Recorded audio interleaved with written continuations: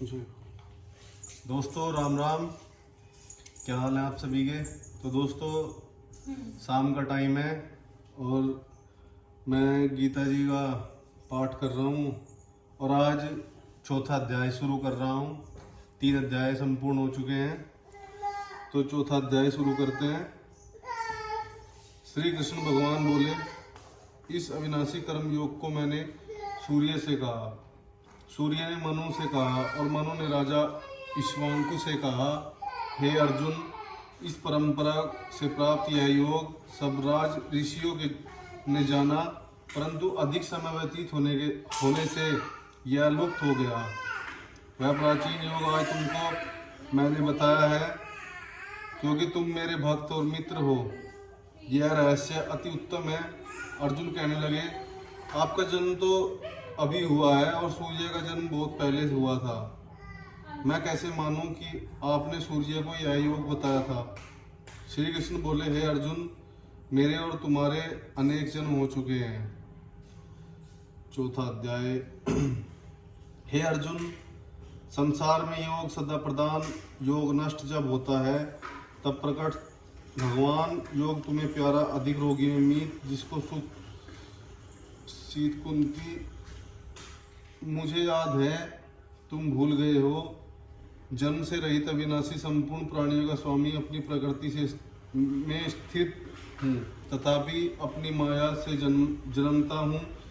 हे भारत, जब जब धर्म की हानि होती है और अधर्म का प्राबल्य होता है, तब तब मैं जन्म लेता हूँ। साधुओं की रक्षा, पापियों का नाश और धर्म की स्थापना करने के लिए प्रत्येक युग में जन्मता हूँ। जो मेरे इस अलौकिक जन्म और कर्म का तत्व जानता है, वह मृत्यु होने पर भी जन्म नहीं लेता और मुझे लीन हो जाता है। इस भांति मोह, भय और क्रोध को त्याग कर मुझ में भक्ति करके और मेरी शरणगति हो, बहुत से मनुष्य ज्ञान रूपी तप से पवित्र होकर मुझ में मिल गए हैं।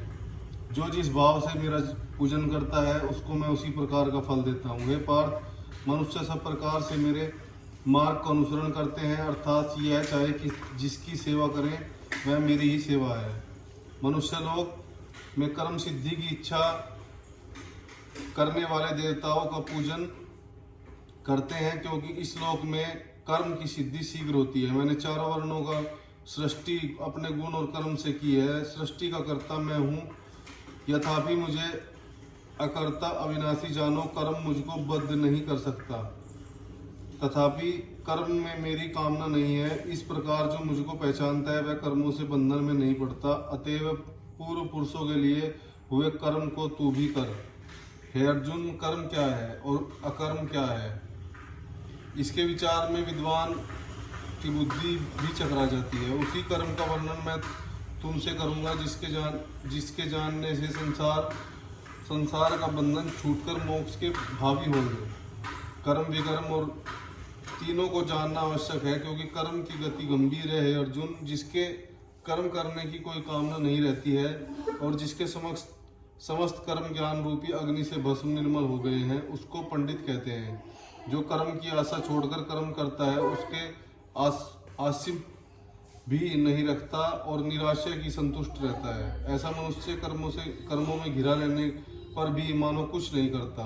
देव योग से जो कुछ मिल जाए उसी पर संतुष्ट रहता है। जो हर शोक आदि द्वंद्वों से मुक्त है और किसी भी ईर्ष्या नहीं करता, कर्म की सिद्धि या असिद्धि में भेद नहीं समझता, वह कर्म करता हुआ भी उसमें नहीं है। जो फल की इच्छा नहीं रखता, वासना से दूर हो गया है, ज्ञान में जिसका मन अचल है और यज्ञ के कर्म करता है, उसके वे सब दोष लुप्त हो जाते हैं। हवन करने का पदार्थ भी ब्रह्मा है, आहुति देने वाला भी ब्रह्मा है। इसी प्रकार जिसकी बुद्धि में सब कर्म ज्ञान में है, उसको ब्रह्म प्राप्त है। कोई कर्म योगी देवताओं की पूजा करते हैं और ज्ञान योगी ब्रह्म रूप अग्नि से यज्ञ रूप से हवन कर परमात्मा का भजन करते हैं। जो अपनी इंद्रियों को तथा कर्मों का संयम रूप से अग्नि में हो देते हैं, कितने ही इंद्रिय रूप अग्नि में इंद्रियों के रूप में शब्दावधि विषयों को होम लेते हैं। कितने ही लोग इंद्रियों के सब कर्मों को और प्राणों के कर्मों को आत्मज्ञान से प्रचलित संयम रूप अग्नि से होम हो देते हैं। कोई तो द्रव्य यज्ञ करते हैं, कोई तप यज्ञ करते हैं, कोई योग यज्ञ करते हैं, कोई स्वाध्याय और कोई ज्ञान रूप यज्ञ करते हैं। कोई प्राणायाम में तत्पर रहने वाले योगी प्राण और अपान वायु में प्राण रोकते हैं और प्राणवायु में अपान वायु का लक्ष्य करते हैं। कोई आहार को निरंतर कम करके प्राणों को होमते हैं। ये यज्ञ वेता और यज्ञ ही से इनके सब पाप नाश हो जाते हैं। जो यज्ञ से बचे हुए अमृत रूप अन्न को खाते हैं वे सनातन ब्रह्मा को प्राप्त होते हैं। हे अर्जुन, जो यज्ञ नहीं करते उनको यह लोक और परलोक दोनों नहीं है। इस प्रकार के बहुत से यज्ञ वेद में विस्तार सहित वर्णित है। इन सबको कर्म से उत्पन्न हुए जाने हे परंतप द्रव्य यज्ञ से ज्ञान यज्ञ उत्तम है। हे प्रार्थ, फल सहित सब कर्म ज्ञान में समाप्त हो जाते हैं। सो उस ज्ञान यज्ञ का तत्वदर्शी और ज्ञानी लोग तुमको उपदेश करेंगे, इसलिए तुम उनकी सेवा करना और उनको विनय पूर्वक प्रश्न करेंगे। ज्ञान यज्ञ जानना, इस ज्ञान को लाभ करके तुमको ऐसा मोह फिर नहीं होगा। इसी ज्ञान से समस्त प्राणियों को तुम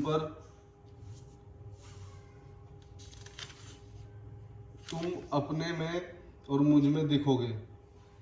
यदि सब पापियों से भी अधिक पाप करने वाले हो तो भी ज्ञान रूपी नौका से ही सब पाप रूपी समुद्र को पार कर जाओगे। हे अर्जुन, जिस प्रकार प्रज्वलित अग्नि लकड़ी को जलाकर भस्म कर देती है, वैसे ही ज्ञान रूपी अग्नि सब कर्मों को भस्म कर डालती है। इस श्लोक में ज्ञान के समान पवित्र और कुछ नहीं है। यह व्रत बहुत काल प्रयत्न कर्म योग से सिद्ध हुए पुरुषों ने अपने आप ही प्राप्त होता है। जो श्रद्धावान पुरुष इंद्रियों को जीतकर ब्रह्म ज्ञान में लगा रहता है वह ज्ञान को प्राप्त करता है और ज्ञान को पाकर अल्प समय में ही शांति पा जाता है। अज्ञानी, श्रद्धा रहित और जिनके मन में संदेह है, ऐसे जो पुरुष हैं वह नष्ट हो जाते हैं। जिनके मन में संदेह रहता है उनको यह लोक परलोक और सब कुछ भी प्राप्त नहीं होता। जिनके परमेश्वर राधान और निष्काम कर्म योग के आशय में कर्म बंधन त्याग दिए हैं। हे अर्जुन, उन आत्मज्ञानी पुरुषों को कर्म नहीं बांधते। अतएव ज्ञान में उत्पन्न हुए चित्त के साथ इस संशय को ज्ञान रूपी तलवार से काटकर मेरे बताए हुए कर्म योग को करने के लिए प्रस्तुत हो जाओ। भगवान जी बोले, हे लक्ष्मी, जो पुरुष श्री गीता का पाठ करते हैं उनके स्पर्श मात्र से अधम देह छूटकर मुक्ति को प्राप्त होता है। लक्ष्मी जी ने पूछा, हे महाराज, श्री गीता जी के पाठ करने वाले के साथ छूकर कोई जीव भी मुक्त हुआ है? तभी श्री भगवान ने कहा, हे लक्ष्मी, तुमको मुक्त हुए ये एक पुरातन कथा सुनाता हूँ। भगीरथी गंगा जी के तट पर श्री काशी जी का नगर है। वहाँ एक वैष्णव श्री गीता जी के चौथे अध्याय का पाठ किया करता था। एक दिन वह साधु वन में गया। वहाँ बेरियों के 2 वृक्ष थे, उनकी बड़ी छाया थी। वह साधु वहां बैठ गया और बैठते ही उसको निद्रा आ गई। एक बेरी से उनके पांव में लगे और दूसरे के साथ सिर पर लग गया। वह दोनों बेरियों को आपस में कांपकर पृथ्वी पर गिर पड़ी। पत्ते उनके सूख गए। परमेश्वर की इच्छा से वह दोनों बेरियां ब्राह्मण के घर जा पुत्रियों में हुई। ये लक्ष्मी, बड़े उग्र पुण्य के करने से मनुष्य देह मिलती है। फिर ब्राह्मण के घर जन्म लेकर उन 2 लड़कियों ने तपस्या करनी आरंभ की। जब वह दोनों बड़ी हुई और उनके माता पिता ने कहा कि तुम, हे पुत्रियों, हम तुम्हारा विवाह करते हैं, तब उनके माता पिता ने कहा, वह विवाह नहीं कराती। इनको अपने पिछले जन्म की खबर थी। वह जाति से सुंदर जन्मी थी। उन्होंने कहा, एक हमारे मन में कामना है, परमेश्वर वह पूर्ण करें। उनके मन में यही था कि वह साधु जिसके स्पर्श करने से हमारी आश्रम देह छूट के यह देह मिली है, वह मिले तब बहुत भला है। इतना विचार कर दोनों लड़कियों ने माता पिता के तीर्थ यात्रा करने का आज्ञा मांगी। तब माता पिता ने तीर्थ यात्रा की आज्ञा दी। तब उनकी दोनों कन्याओं ने माता पिता के चरण वंदना कर गमन किया। तीर्थ यात्रा करती बनारस पहुंची। वहां जाकर देखा वह तपस्वी बैठा है जिनकी कृपा से हम बेरी की देह से छूटे हैं। तब दोनों कन्याओं का चरण वंदना करके विनय करी, हे संत जी, धन्य हो, आपने हमको कृतार्थ किया है। तब उस तपस्वी ने कहा, तुम कौन हो? मैंने तुमको नहीं पहचाना। कन्याओं ने कहा, हम आपको पहचानते हैं, हम पिछले जन्म में बेरियों की योनि में थी। तुम एक दिन वन में आए और तुमको बहुत धूप लगी थी, तब बेरियों की छाया तले आ बैठे। लंबासन होने से बेरियों से आपके चरण लगे, दूसरियों को सिर लगा। उसी समय वह बेरी के देह से मुक्त हुए। तुम्हारी कृपा से हमारी गति हुई। श्री गीता जी के 4 अध्याय का ऐसा महत्व है। तब वह मन वचन कर्म से नित्य प्रतिपाठ करने लगी। तब श्री नारायण जी ने कहा, हे लक्ष्मी, यह 4 अध्याय का महात्म्य है जो सुनाया है।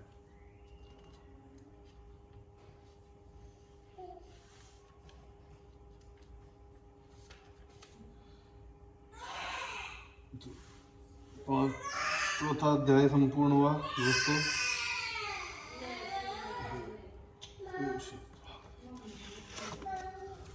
श्री कृष्ण भगवान की जय। तो दोस्तों आज चौथा अध्याय संपूर्ण हो चुका है। तो आज वीडियो करते हैं यहीं पे बंद। मिलते हैं अगली वीडियो में, अगले अध्याय में। राम राम।